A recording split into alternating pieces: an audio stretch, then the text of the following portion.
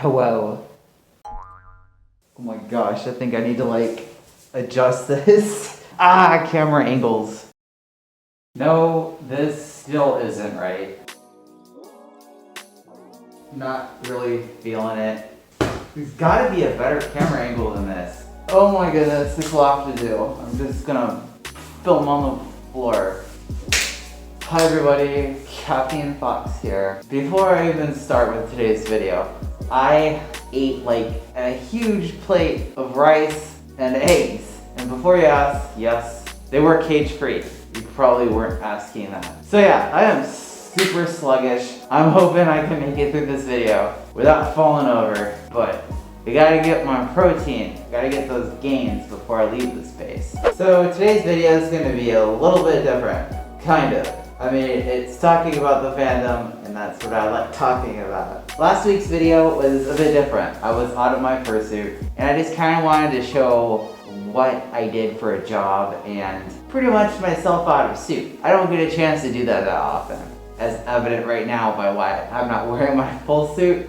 It's because I'm lazy, and I ate a lot of rice. Yeah, rice. So, today's topic, sluggishness aside, how everybody in my family reacted to the news that I was a furry.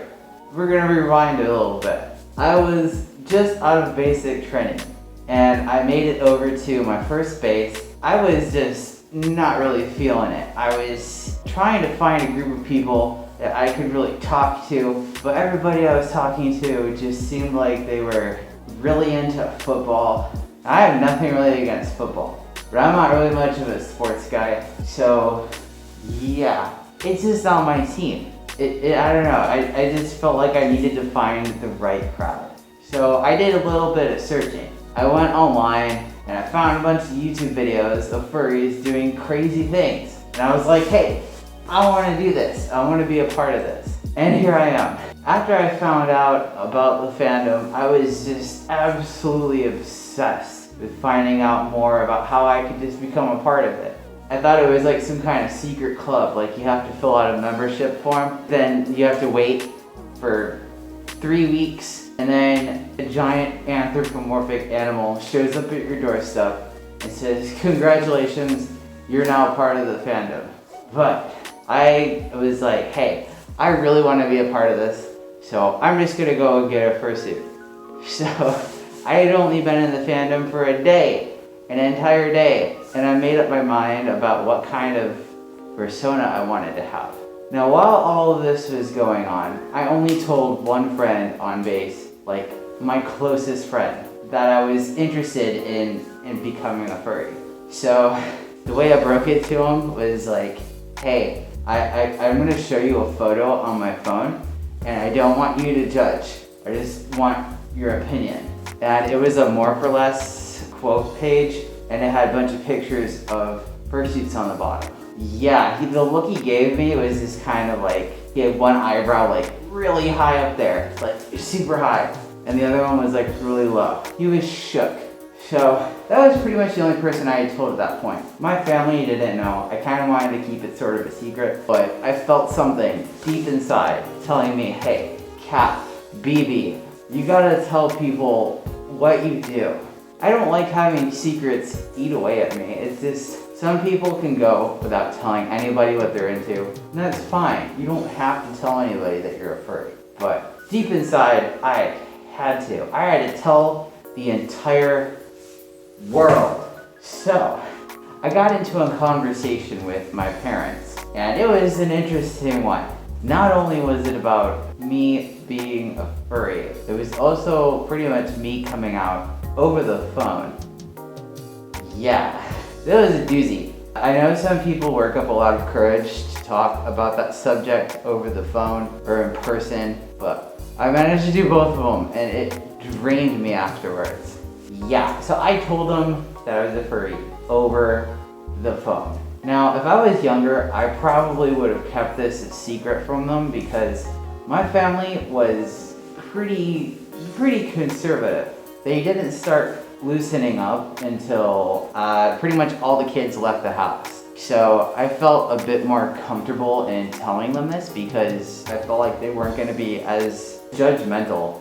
Sorry, I'm trying really hard not to like burp rice. I'm grossing myself out just thinking about that. Yeah, so they were a lot less judgmental. They were a lot more open, at least about the furry part. The other part, let's just say, one family member was okay with it. The other one, well, hey.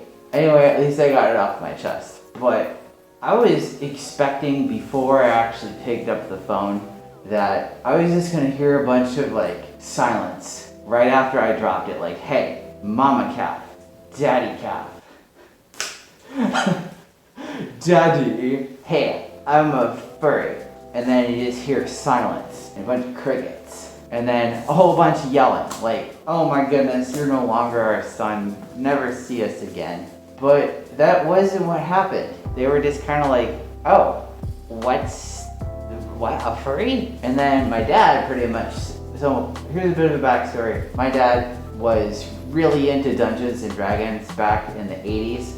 So he went to a bunch of conventions in the past. And back then, furries were still a thing. Like they were like just starting off. So he had actually met them before and seen them around at different conventions. Not necessarily furry conventions, but nerd culture in general in the late 80s hanging out. So he already knew about it and he was like, oh.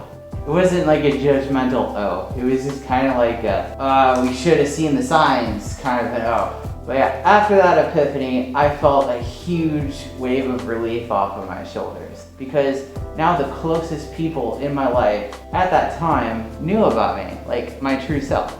So I felt good.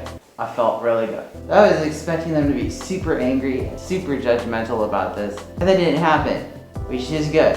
I just breathed like a huge sigh of relief. I have 2 brothers and a sister. I ended up telling both of them, and they were like, oh, that's pretty cool. My sister is actually in the cosplay community. She already knew all about it. There are a few misconceptions.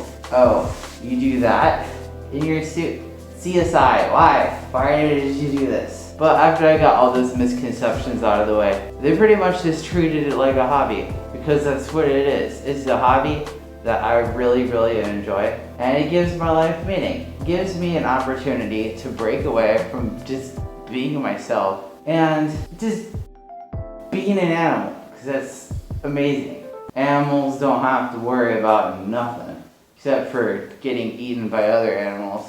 That's always a thing. I don't really know if anything actually eats foxes. If there is an animal out there that eats foxes, let me know in the comment section below. So anyway, I got all of that taken care of, and now my family knows, and they told everybody, like, in my family. And at that point, I was like, you know what? I'm gonna embrace it.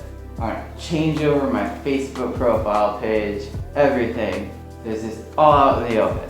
And I actually feel amazing now because of it. People honestly don't really care all that much. Typically, people don't really care.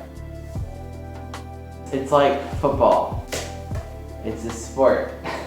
Kind of. Not really. I don't even know where I was going with this comparison. It's the rice. It's doing things to my brain. Send help, please. That pretty much wraps up today's pretty short-ish episode. I really wanted to get back in the suit again after filming my last video. Feels good. Kind of. I mean, I'm not really fully in suit, but yeah, I'll probably crack out the key goop for the next video. So, hey, thank you everybody for watching today's episode. I really hope you liked it. If any of this content is something that you like, feel free to leave a thumbs up. And don't forget to like and subscribe. Again, thank you everybody for watching today's episode, and I hope you have a super awesome and amazing rest of your week. Bye. Oh my goodness, I got so many foxes on my bed. This one's me after eating all the rice.